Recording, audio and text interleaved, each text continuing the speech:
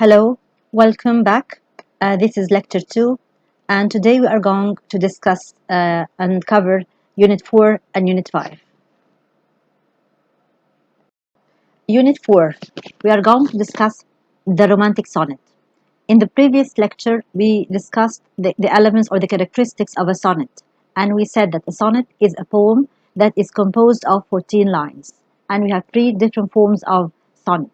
But we are concerned here in this course with Shakespearean sonnet. احنا قلنا قبل كده ناقشنا قبل كده ايه هي السونت. هي السونت دي عبارة عن poem، عبارة عن شعر بيتكون من 14 سطر، وعندنا 3 أنواع. احنا تركيزنا كله في الكورس ده على Shakespearean sonnet.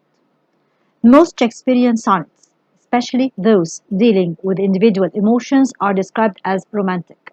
So we said that most of Shakespearean sonnets that deal with emotions and focus on feelings we call it romantic. يعني معظم السونتس اللي بتناول فيها شكسبير أو بيركز فيها على المشاعر بيطلق عليها the romantic sonnets. So romantic means that he focuses on the feelings.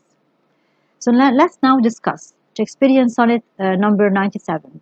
Shakespeare actually wrote more than 150 sonnets, and this sonnet is 97, number 97.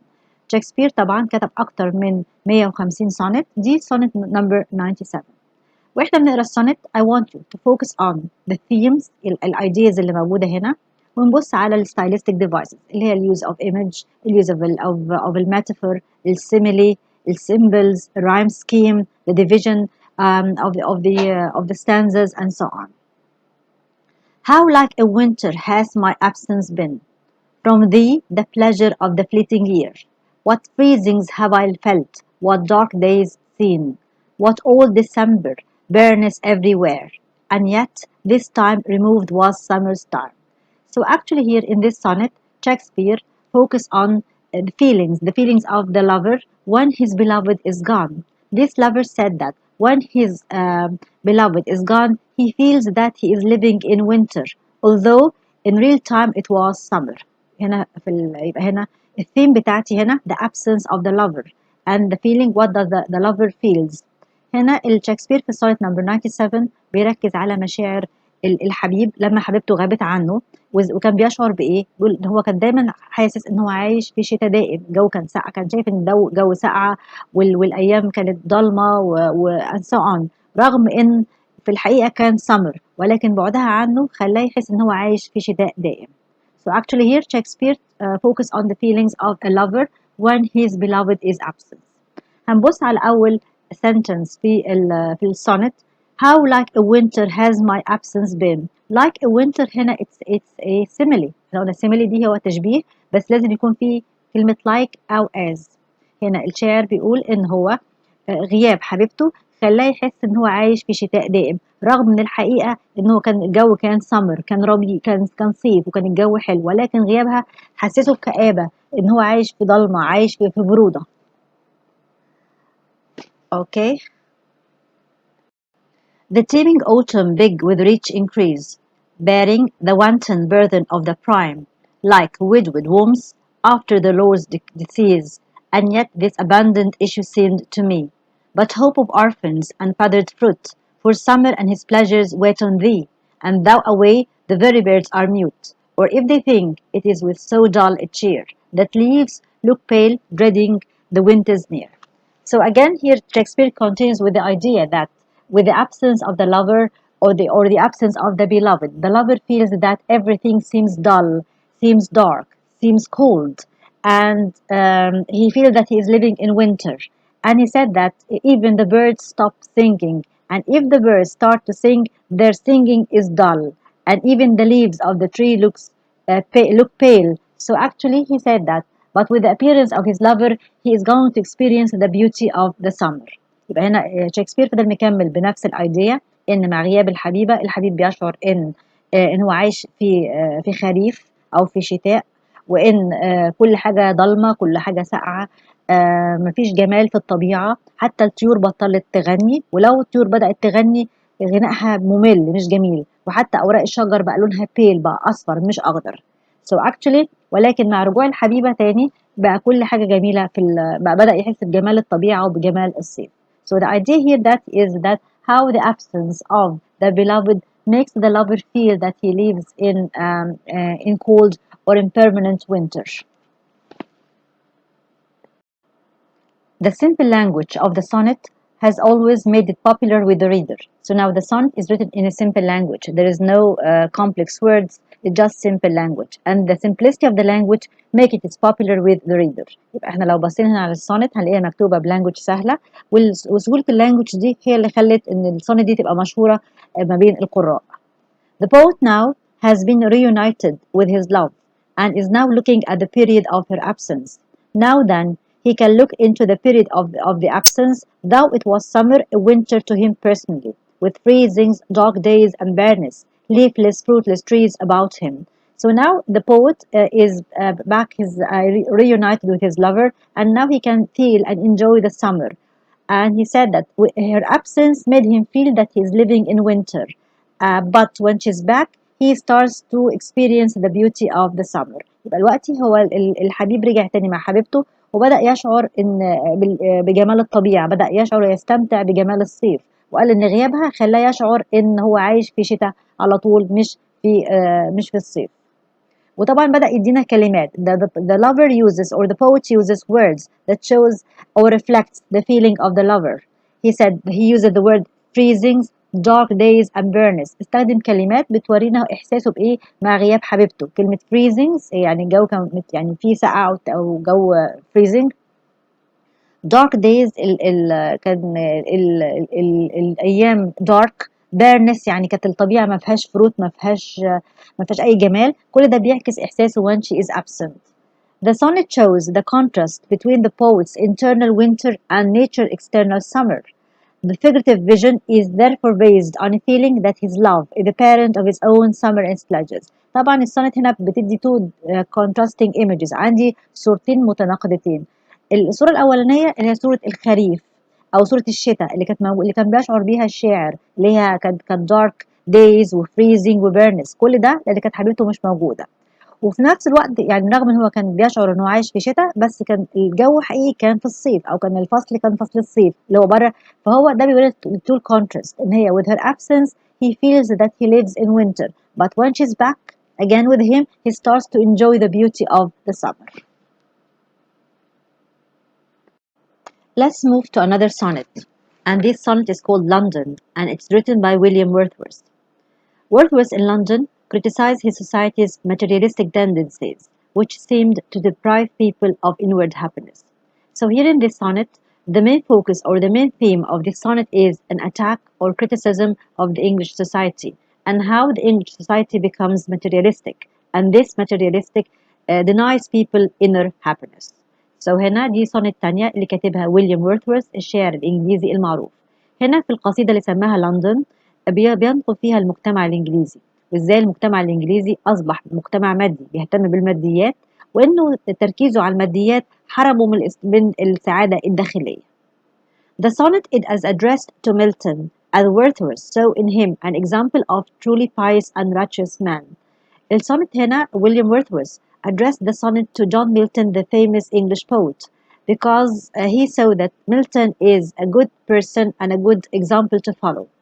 هنا في السونت دي ويليام وورثورث كان موجه القصيدة دي لجون ميلتون الشاعر الإنجليزي المشهور. وليه اختار جون ميلتون؟ لأن جون ميلتون بالنسبة له كان مثال التقوى ومثال الراجل الصالح. وكان بيعتقد ويليام وورثورث إن لو المجتمع الإنجليزي بدأ يسمع لنصايح جون ميلتون وأفكاره المجتمع ده حاله هينصلح. The octave is first attack on contemporary English society, which in his opinion needed to listen to Milton's voice again. زي ما قلنا قبل كده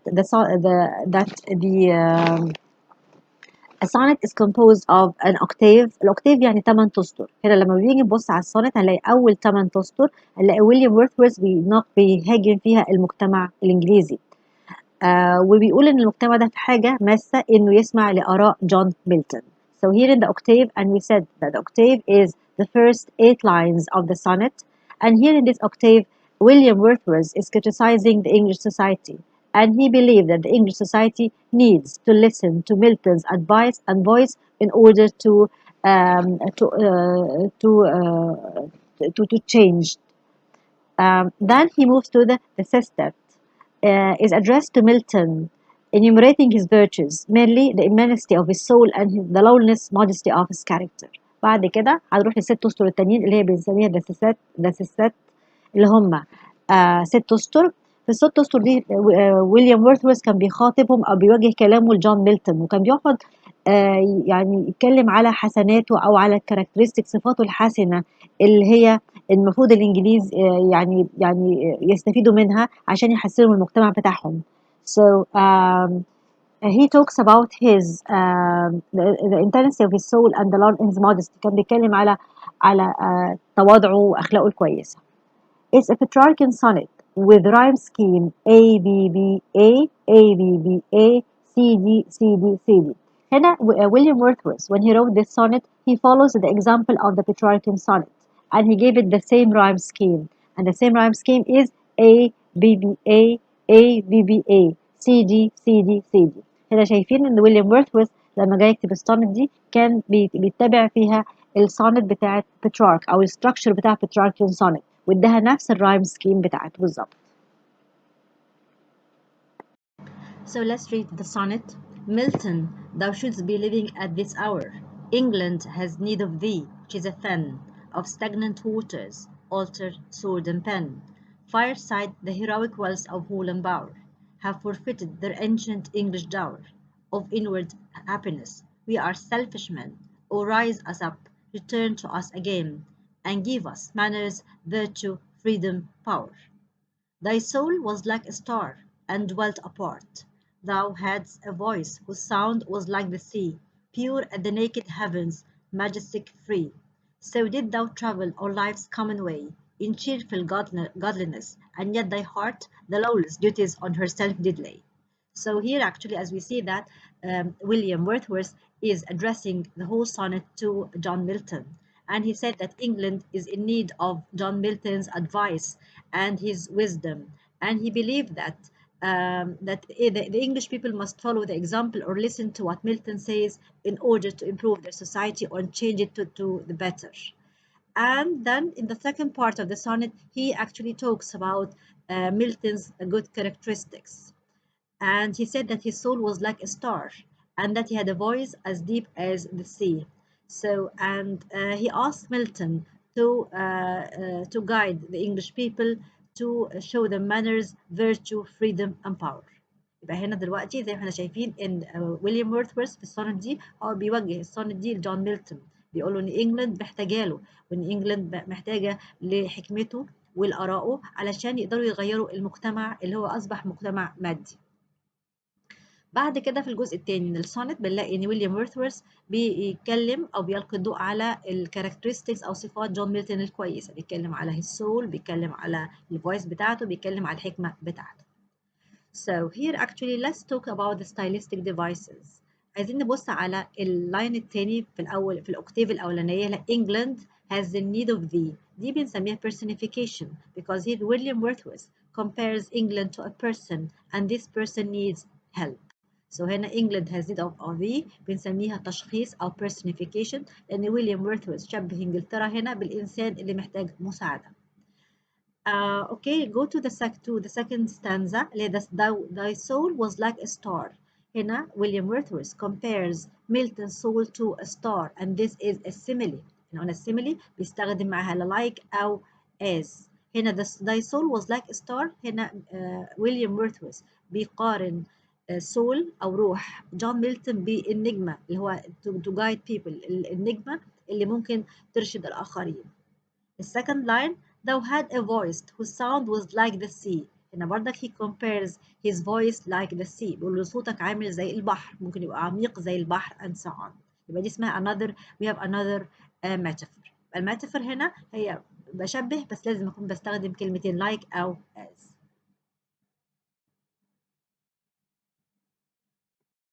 Unit 5. In this unit we are going to discuss the pastoral lyric اللي هي الشعر اللي بيتكلم عن حياة الريف أو بيوصف حياة الريف وحياة الشيبرد اللي هم راعي الأغنام and so on. So the pastoral lyric, Christopher Marlowe was Shakespeare's fellow dramatist. He is now most famous for his plays Dr. Faustus and the Jew of Malta. احنا هندرس الباسترال ليريك وهندرس قصيدة شعر مشهورة جدا اللي كتبها كريستوفر مارلو. وكريستوفر مارلو ده كان شكسبيريان، كان شكسبيرز فالو درامست، كان برضه كان كاتب مسرحي، وكان من أشهر مسرحياته كان دكتور فاوستس and the Jew of Malta. He is notably remembered for his poem Come Live With Me and Be My Love. دي من أشهر دي اسم this is the name or the title of his poem, and he's famous for his poem, and the poem is called Come Live With Me and Be My Love. هو كريستوفر مارلو مشهور جدا، وكانت من أشهر القصائد بتاعته هي القصيدة اللي بعنوان Come Live With Me and Be My Love. The poem belongs to a form of literature that celebrates innocent loves and musical pleasures of shepherds and shepherdess. البوم هنا Come Live With Me and Be My Love بنسميها pastoral lyric لأنها it focus on the life of the shepherds and the shepherdess and the innocent love. هنا بنسميها pastoral اللي هو الشعر اللي بيتناول حياة الريف وحياة رعاة الأغنام، وبيتكلم على innocent love اللي هو الحب البريء. Okay, let's read the poem. The passionate shepherd to his love. Come live with me and be my love, and we will all the pleasures prove that valleys, grove, hills and fields, woody or steep and mountain yields. And we will sit upon the rocks, seeing the shepherds feed their flocks by shallow rivers, to whose falls melodious birds sing madrigals. So here actually we find that the shepherd is talking to his lover, and he invites her to come and live with him in the countryside to enjoy the beauty of the countryside. And here he describes the beauty of the countryside, the valleys, the hills, the fields. And so here actually دايما شايفين اسم في البوم هنا اللافر بيدعو حبيبته انها تيجي تعيش معاه في الكونتري في الريف، وقعد يوصف لها جمال الريف وانهم ازاي هيستمتعوا بالجمال والطبيعه اللي موجوده هناك. بدأ يقول لها احنا هنستمتع بكل حاجه هناك، هنستمتع بالفاليز بالهيلز بالفيلدز. And so he actually asking her to come and live with him in the countryside.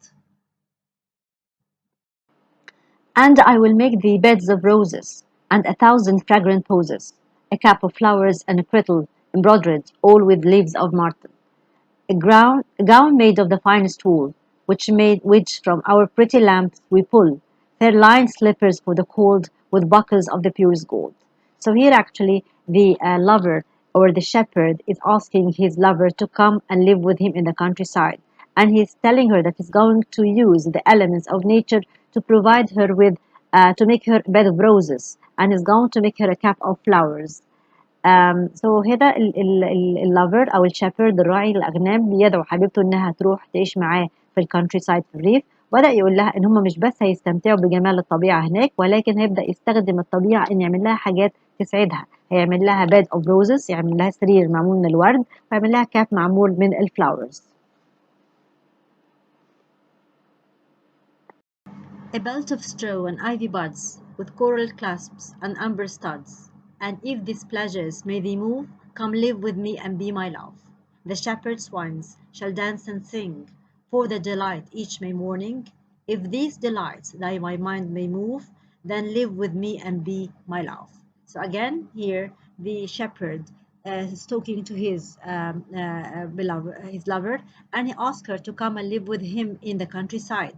He again tell her that he's going to make her a belt of straw, and he said that if يعني she's tempted, or if she is tempted by what he says, then she can come and live with him and be his love. He said that the shepherds will dance and sing, and she will be delighted when she's going to live when she lives with him. So he said that if you like all this, so please come and live with me and be my love. هنا مكمل الشيبرد عمال يقول لها انه هيعمل لها يستخدم بردك elements of nature، يعمل لها حزام من الطبيعه، بيقول لها لو انت الحاجات اللي انا قلتها لك ان احنا نستمتع بجمال الطبيعه، وان هعمل لك bed of roses وهعمل لك cap of flowers، الحاجات دي كلها هتسعدك، تعالي وعيشي معايا and be my love. قال لها نفس الكلام كل يوم هتسمع الشيبرد بيغنوا وبيرقصوا قدامها والحاجات دي هتسعدها. قال لها لو الاشياء اللي انا قلتها لك دي كلها هتسعدك، تعالي وعيشي معايا and be my love. So actually here the shepherd is asking his lover to come and live with him in the countryside, and he actually tells her that they are going to enjoy the beauty of nature in the countryside, and that he is going to make use of the of nature to make her happy. He's going to make her bed of roses, cup of flowers, and belt of straw. And he tells her that if you like these things, so please come and live with me in the countryside and be my love. So the poem, The Passionate Shepherd to His Love, is a famous pastoral poem about love. So البوم دي اللي هو كم Pastoral Shepherd to His Love is a pastoral poem. Pastoral poem يعني talks about the life in the countryside, focus on innocent love, talks about the shepherds and so on. A pastoral poem is about the countryside where shepherds tend their sheep. يبقى ال pastoral poem هي بتركز أو بتتكلم على ال countryside اللي هو الريف. It presents an idealized image of country life where shepherds lead an innocent life and enjoy the beauty of the countryside.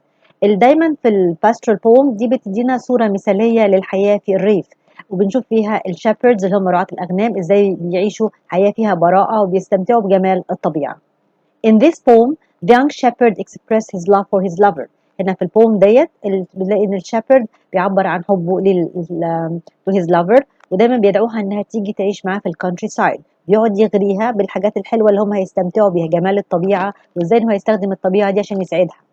He tries to win her heart by describing the things he can provide to give her an ideal life. So let's move to the stylistic devices. The poet uses alliteration in pleasure and proof. هنا الكاتب بيستخدم أو الشاعر يستخدم alliteration اللي هو بيكرر الصوت الأولاني في أول في الكلمة اللي هو pleasure و proof اللي هي حرف الب في pleasure and P improve. Repetition come live with me and be my love. استخدم repetition هو التكرار دايما كان بيكرر come live with me and be my love. He repeats it throughout the whole poem just to seduce her or to ask her to come and live with him in the countryside.